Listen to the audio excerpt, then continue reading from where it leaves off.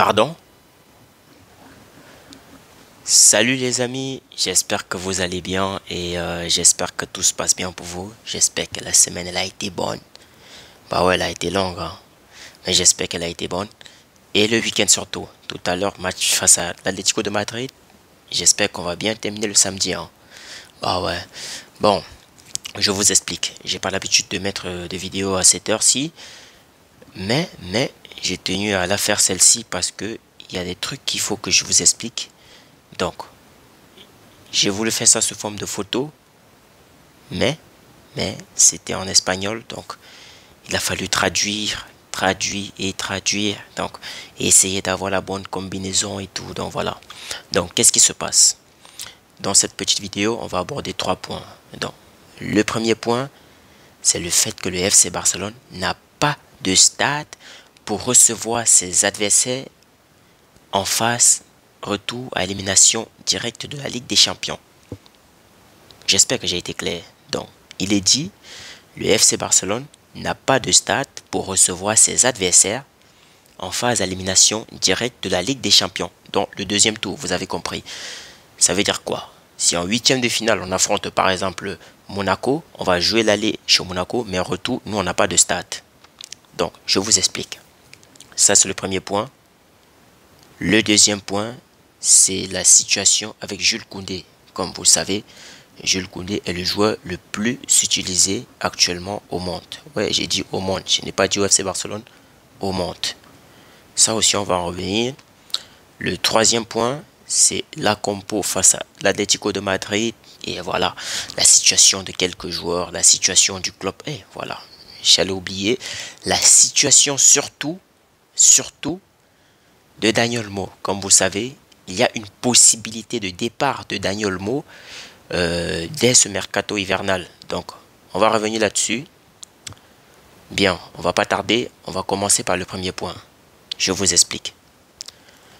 Le FC Barcelone n'a pas de stade pour accueillir ses adversaires dans la phase à élimination directe de la Ligue des Champions. La nouvelle, elle est tombée depuis hier, je pense. Je n'ai juste pas eu le temps pour vous faire part de cela. Comme je disais tantôt, je voulais faire sous forme de photo.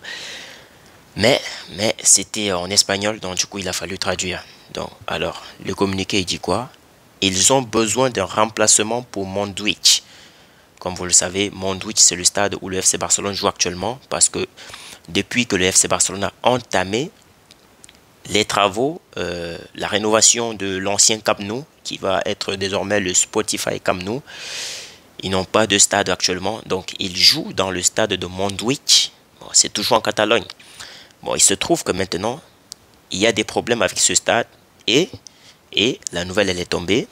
Ils disent ils ont besoin d'un remplacement pour Montjuïc. Donc, c'est l'instance UEFA, il croit que le Camp Nou ne sera pas prêt et ce stade actuel n'est pas disponible à la fin de saison pour la Ligue des Champions. Donc, à Montjuïc, hein, vous savez, après la première phase, en raison des engagements de la conseillère municipale envers le stade, la direction du FC Barcelone recherche maintenant un domaine alternatif. Une option viable serait le terrain de Espagnol de Barcelone. Vous savez, donc, c'est un problème avec le conseiller municipal et ils disent que il n'est pas question de recevoir la phase d'élimination directe de la Ligue des Champions dans le stade de Montjuïc. Je ne sais pas quelles ont été les négociations ou bien quoi que ce soit. Apparemment, c'est arrivé à terme ou bien je ne sais pas. Je vais fouiller là-dessus et je vais vous faire part de ça. Donc, venez pas dire que je vous ai balancé de fausses informations. C'est vrai. Donc, on ne va pas recevoir les équipes européennes là-bas. Mais moi, la question que je me pose, c'est de savoir, et la Liga, comment ça va se passer? Parce que jusqu'à preuve de contraire, nous on joue toujours dans ce stade. J'espère que c'est uniquement pour la Ligue des Champions de 1. Mais ce n'est pas une joie déjà parce qu'ils nous disent qu'il y a trois options. Il y a trois options pour accueillir nos adversaires en Espagne pour les matchs de la Ligue des Champions. Donc, le premier choix serait le stade de Espanyol de Barcelone qui, d'après l'UEFA, remplit toutes les conditions nécessaires pour recevoir les compétitions européennes. Donc, Vous savez, l'Espagnol de Barcelone, le stade, il était prévu cette année que le FC Girona, le Girona Football Club, voilà, devrait recevoir ses adversaires dans ce stade. Donc apparemment, je ne sais pas, il était question que Girona reçoive ses adversaires dans ce stade parce que eux, ils remplissaient pas les conditions. Mais jusqu'à preuve de contraire, le Girona a joué tous ces 4 matchs, bon, où ils vont jouer tous les 4 matchs dans leur propre stade. Il est très petit, hein, je vous dis. Donc, le stade de l'Espagnol de Barcelone, il fait 40 000 places et il remplit toutes les conditions européennes pour recevoir les équipes européennes pour que ce soit la Ligue des Champions, l'Europa League. Donc, ça a été l'une des propositions au FC Barcelone, le stade espagnol de Barcelone. Et moi, pour mon choix personnel, je dirais qu'il est mieux de jouer dans ce stade parce que non seulement c'est déjà en Catalogne, vous savez, Espagnol de Barcelone, c'est de l'autre côté du Camp Nou, donc c'est un stade, c'est à la maison. Et voilà, c'est à Barcelone. Donc, l'autre proposition, ça a été le stade de Mestalla, le stade de Valence. Et le dernier choix, c'est celui de l'Atlético de Madrid. Donc, vous vous imaginez si il arrive que le FC Barcelone choisisse le stade de l'Atlético de Madrid pour jouer les phases d'élimination directe. On va faire le trajet jusqu'à Madrid pour recevoir nos adversaires. Moi, déjà, je dis, le stade de chaque club, c'est important. Ouais, c'est important. Parce que moi, je sais qu'avant, quand on regardait les matchs de Ligue des Champions, il était très difficile de battre certaines équipes dans leur stade, avec leur public. Donc maintenant, ça fait longtemps qu'on ne gagne plus déjà. Bon, imaginez, on nous déplace à Madrid. Comment ça va se passer déjà de 1? Je ne sais pas. Je ne sais pas. Parce que j'ai l'impression que l'âme du club est en train de mourir. Bah ouais, faut le dire. Hein. Faut le dire. Il avait été annoncé que les travaux du Spotify Camp Nou devraient être achevés en 2026. Mais en 2025, il y avait déjà des possibilités de continuer des matchs là-dessus, même en plein travaux. Vous savez, même le Real de Madrid, ils ont fait pareil. Hein. Ils ont fait pareil. Le stade, il est complètement achevé maintenant. Mais ça fait 2 ou 3 ans, ils jouent dans ce stade qui est en plein travaux. Donc, il était question que le FC Barcelone fasse pareil au Spotify Camp Nou. Mais je ne sais pas ce qui s'est passé. Et donc, question de ne pas continuer de jouer dans ce stade qui est encore en chantier. Sûrement, les travaux doivent être en retard pour qu'une telle décision soit prise. Donc, on a 3 options. Le stade de Espagnol de Barcelone, le stade de Valence et le stade de l'Atlético de Madrid. Pour la petite info, on les affronte tout à l'heure. Donc, dites-moi ce que vous pensez déjà. Mais moi, mon choix, il a été fait. Moi, je préfère jouer au stade de Espagnol de Barcelone que d'aller, que ce soit à Valence ou alors à Madrid pour affronter nos adversaires. Donc, on ne se sentirait pas chez nous. Ça sera en Espagne, oui, mais ça ne serait pas à Barcelone. Donc, ça, c'était pour la première information. La deuxième, je crois que je vais modifier. Donc, la nouvelle, elle circule depuis l'autre jour. Et il est prévu que Dani Olmo soit libre d'ici le mercato hivernal. Le prochain mercato, hein. Tenez-vous tranquille, ce n'est pas le mercato hivernal de décembre 2025. Non, c'est celui-ci. Qu'est-ce qui se passe? Dani Olmo est arrivé au FC Barcelone en direction de Leipzig pour une somme de 55 millions d'euros. Déjà, pendant l'été, Laporta et la direction, ils nous faisaient comprendre qu'ils faisaient tout pour signer Nico. Parce que c'est Nico que presque tous les Barcelonais réclamaient. C'est vrai que Dani Olmo, ce n'est pas un mauvais choix, c'est un très bon choix. Mais je ne vais pas vous mentir, son poste, plusieurs joueurs peuvent jouer à ce poste-là, comme Frankie de Jong, Fermin Lopez, voilà. Donc, il apporte beaucoup déjà au FC Barcelone, donc je ne dis pas qu'il doit partir. Donc, il a été acheté au Leipzig pour 55 millions d'euros. Connaissant les difficultés du club, le club a eu de la peine à l'inscrire. Parce que quand tu achètes un joueur, il va falloir l'enregistrer auprès de la ligue et tout. Donc, son inscription a été hyper compliquée. Parce qu'il a fallu envoyer Lenglet en prêt, renvoyer le bon vieux Roméo à Giron. Et voilà. Même jusque-là, ça ne suffisait pas pour l'inscription de Dani Olmo. Donc, qu'est-ce que le club a fait? Le club a profité des blessures de Christensen pour inscrire Daniel Olmo. Ce qui veut dire quoi? ils ont désinscrit Christensen au profit de Daniel Mo parce qu'il avait une blessure de 4 mois, je pense. Donc actuellement, je crois qu'il est déjà de retour. Peut-être il s'entraîne déjà avec l'équipe. Moi, j'ai dit peut-être parce que j'ai pas encore vérifié l'information pour Christensen, mais je crois que c'est le cas.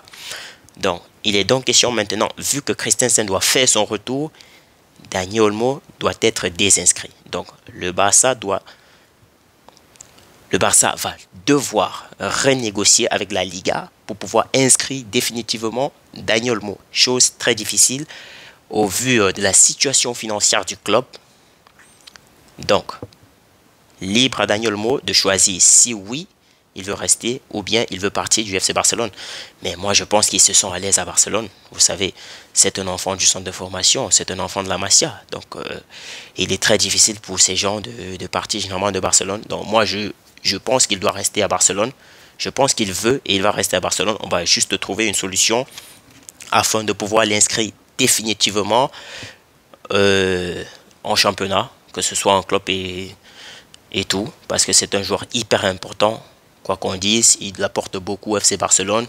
Donc, on ne peut pas se permettre de perdre un joueur comme Daniel Olmo qui est arrivé pour 55 millions d'euros, je rappelle. Et il peut partir gratuitement. C'est ça le problème en fait.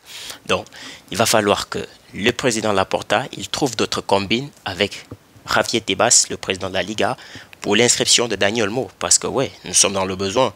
C'est à lui de faire ce qu'il faut faire. Sinon, on va se retrouver en train de laisser partir un joueur qui nous a coûté gros. Cet argent, on pouvait utiliser pour faire venir Nico Williams. Bon, je me demande toujours comment est-ce qu'on devait l'inscrire lui aussi. Vous savez, ce n'est pas facile. Donc, ça c'était pour l'information concernant la situation de Daniel Olmo. La dernière information, c'est Jules Koundé. Bon, beaucoup ne savent pas.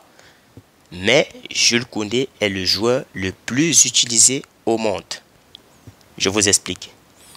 Jules Koundé devrait disputer son 70e match de l'année samedi contre l'Atlético de Madrid. Avec un total de 5872 minutes jouées, il a enregistré plus de temps de jeu que tout autre footballeur dans le monde cette année. Les gars, moi, après avoir lu ce communiqué, je peux comprendre les baisses de Jules Koundé au vu de ses derniers matchs. C'est hyper difficile. Le mec, il a joué 69 matchs. Donc, il est prêt à jouer son 70e match face à l'Atlético de Madrid. C'est vrai qu'il cumule des fatigues. Là, c'est sûr. On ne va pas dire le contraire. Et moi, je comprends maintenant pourquoi il disait dans son émission avec Tchouaméni de Bridge, autant pour moi, comme vous l'appelez, que les joueurs doivent se reposer. Et c'est vraiment important. Vous savez, plus vous jouez tellement de matchs, plus le foot, il est plus beau à voir. Ça, c'est sûr. Un corps fatigué ne peut pas te produire du beau spectacle, du beau football, ça c'est sûr. Donc, moi je pense que Koundé, il devrait se reposer. Le club devrait laisser Koundé au repos afin qu'il puisse récupérer. C'est très important. Parce que là, on n'est même pas encore à la mi-saison, mais le gars, il a joué déjà plus que tout autre joueur. Donc, imaginez la continuité. En fin de saison, il doit être claqué et il peut être blessé. Donc, moi je dis au coach de permuter de temps en temps, de mettre notre bon vieux Hector Fort. Ouais, lui aussi il a du potentiel. C'est vrai qu'il choisit ses matchs où il doit bien jouer, les matchs où il doit rien jouer du tout. Mais il est important de laisser Jules Koundé au repos. C'est l'un des joueurs les plus importants de Barcelone depuis ces dernières années. Donc, il n'est pas question qu'il se blesse ou bien qu'il aille dans un autre club. Donc, moi, je pense que Flick devait laisser Koundé se reposer. Bon, c'est vrai qu'on joue face à l'Atlético de Madrid et il faut prendre des points. Déjà, l'Atlético, ils sont à 9 matchs, 9 victoires en championnat. Par contre, nous, on fait des faux pas tout le temps. Donc, il est très important de gagner ce match. Donc, les amis, je vais pas aller plus loin. On se retrouve tout à l'heure après le match face à l'Atlético de Madrid. Portez-vous bien.